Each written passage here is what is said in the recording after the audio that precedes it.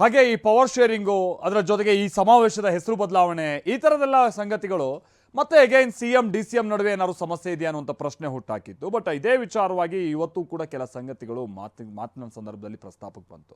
ಸಿದ್ದರಾಮಯ್ಯ ಜೊತೆಗೆ ನಾನು ಬಂಡೆ ಎಂದೇ ನಿಲ್ತೀನಿ, ಬಂಡೆ ರೀತಿಯಾಗಿ ಅಂತ ಡಿಸಿಎಂ ಡಿಕೆ ಶಿವಕುಮಾರ್ ಪುನರುಚ್ಚರಿಸಿದ್ರು. ಅಷ್ಟೇ ಅಲ್ಲ, ಸಾಯೋವರೆಗೂ ಇರ್ತೀನಿ ಸಿದ್ದರಾಮಯ್ಯ ಜೊತೆ ಅಂತ ಹೇಳ್ಬಿಟ್ರು. ತಲೆ ಕೆಡಿಸ್ಕೋಬೇಡಿ, ಮೈಸೂರಲ್ಲಿ ಈ ಬಂಡೆ ಡಿಕೆ ಶಿವಕುಮಾರ್ ಸಿದ್ದರಾಮಯ್ಯ ಜೊತೆ ಇರ್ತದೆ ಅಂತ ಹೇಳಿದ್ದೇನೆ. ಈಗೂ ಇರ್ತೀನಿ, ನಾಳೆನೂ ಇರ್ತೀನಿ, ಸಾಯೋವರೆಗೂ ಇರ್ತೀನಿ. ಡಿ ಕೆ ಶಿವಕುಮಾರ್ ಗಮನದಲ್ಲಿ ಇಟ್ಕೊಳ್ಳಿ ನೀವು. ಇದು ಈ ಕನಕಪುರದ ಬಂಡೆಯ ಇತಿಹಾಸ. ಎಲ್ಲಿ ಕೆಲಸ ಮಾಡ್ತೀನೋ ಅಲ್ಲಿ ಪ್ರಾಮಾಣಿಕತೆಯಿಂದ ನಾವು ಕೆಲಸವನ್ನು ಮಾಡಿಕೊಂಡು ಇರುವಂಥದ್ದು ನನ್ನ ಕರ್ತವ್ಯ, ನನ್ನ ಧರ್ಮ. ಮುಖ್ಯಮಂತ್ರಿಗಳಂತ ಸಿದ್ದರಾಮಯ್ಯನವರು ಬಸವಣ್ಣನ ಹುಟ್ಟಿದ ದಿನ ಅಧಿಕಾರವನ್ನು ತೆಗೆದುಕೊಂಡ್ರು. 2013ರಲ್ಲಿ ತೆಗೆದುಕೊಂಡಂತ ಮೊದಲನೇ ದಿನ ಆಹಾರ ಭದ್ರತೆ ಕಾಯ್ದೆಯನ್ನು ಗಮನದಲ್ಲಿಟ್ಕೊಂಡು ಎಲ್ಲರಿಗೂ ಕೂಡ ಅನ್ನ ಭಾಗ್ಯವನ್ನ ಕೊಟ್ಟದ್ದನ್ನ ಯಾರು ಕೂಡ ಮರೆಯಲಿಕ್ಕೆ ಸಾಧ್ಯ ಇಲ್ಲ.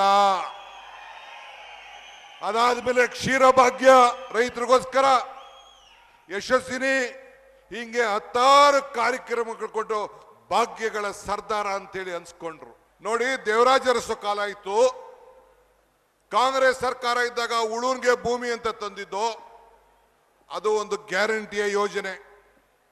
ಇಂದಿರಾ ಗಾಂಧಿ ಅವರ ಕಾಲ ಇತ್ತು, 20 ಅಂಶದ ಕಾರ್ಯಕ್ರಮವನ್ನು ತಂದು ರಾಷ್ಟ್ರ ಬ್ಯಾಂಕಿನ ರಾಷ್ಟ್ರೀಕರಣ ಕಾರ್ಯಕ್ರಮ ಅಂತ ಇತ್ತು, ಪೆನ್ಷನ್ ಇತ್ತು, ಅಂಗನವಾಡಿ ಅಂತ ಇತ್ತು.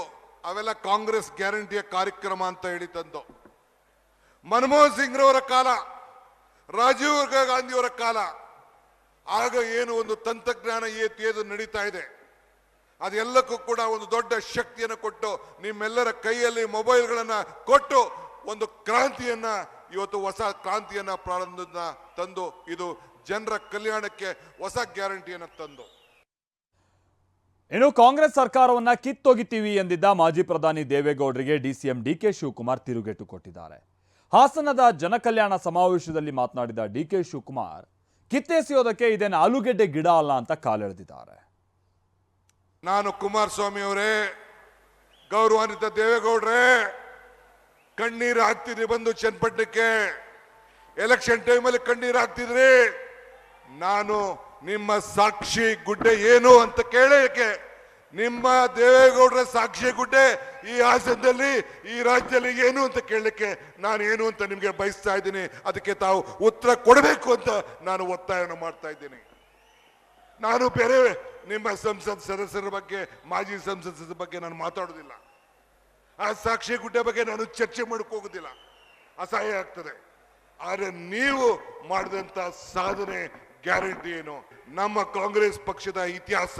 ಚುನಾವಣಾ ಸಂದರ್ಭದಲ್ಲಿ ಒಂದು ಮಾತು ಹೇಳಿದ್ದೆ, ಕಮಲ ಕೆರೆಯಲ್ಲಿದ್ದರೆ ಚಂದ,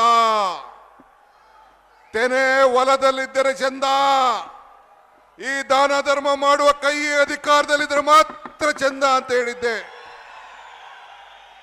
ಈ ದಾನ ಧರ್ಮ ಮಾಡುವ ಕೈ ಅಧಿಕಾರದಲ್ಲಿದ್ದಕ್ಕೆ ಇವತ್ತು ಬಡವರ ಕಲ್ಯಾಣಕ್ಕೋಸ್ಕರ, ಬಡವರಿಗೆ ಶಕ್ತಿ ತುಂಬಿ, ಆರ್ಥಿಕವಾದಂತ ಶಕ್ತಿ ತುಂಬಿ, ಬೆಲೆ ಏರಿಕೆಯಿಂದ ತತ್ತರಿಸಿದ್ದಂತ ಸಮಾಜಕ್ಕೆ ಧೈರ್ಯವನ್ನು ಕೊಟ್ಟು ಇವತ್ತು ಜನರ ಕಲ್ಯಾಣ ಸಂಕಲ್ಪವನ್ನು ಮಾಡಿ ನಮ್ಮ ಸ್ವಾಭಿಮಾನಿಯ ಸ್ನೇಹಿತರುಗಳು ನಾವೆಲ್ಲ ಸೇರಿ ಈ ರಾಜ್ಯಕ್ಕೆ ಒಂದು ಸಂದೇಶವನ್ನು ಕೊಟ್ಟು, ಚುನಾವಣಾ ಸಂದರ್ಭದಲ್ಲಿ ಕುಮಾರಸ್ವಾಮಿ ದೇವೇಗೌಡರು ಬಂದು ಏನ್ ಹೇಳಿದ್ರು, ಈ ಸರ್ಕಾರನ 6 ತಿಂಗಳಲ್ಲಿ ಕಿತ್ತಾಕ್ಬಿಡ್ತೀನಿ ಅಂತ ಹೇಳಿದ್ರು.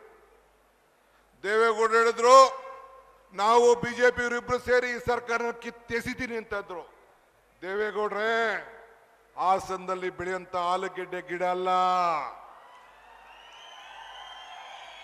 ಇಲ್ಲ ಅಂದ್ರೆ ಕಡ್ಲೆಕಾಯಿ ಗಿಡ ಅಲ್ಲ ಕಿತ್ತಾಕಕ್ಕೆ. 138 ಶಾಸಕರಂತ ಜನ ಬೆಂಬಲದ ಇದೊಂದು ಸರ್ಕಾರ, ಜನ ಬೆಂಬಲದ ಸರ್ಕಾರ ನಿಮ್ಮ ಹಣೆಯಲ್ಲೂ ಬರ್ದಿಲ್ಲ. 228ಕ್ಕೆ ಇದೇ ಈ ಜನತೆಯ ಕಾಂಗ್ರೆಸ್ ಸರ್ಕಾರ ಈ ದೇಶದಲ್ಲಿ ಅಧಿಕಾರಕ್ಕಿರ್ತದೆ. ಇದನ್ನ ತಾವು ಗಮನದಲ್ಲಿ ಇಟ್ಕೊಳ್ಬೇಕು.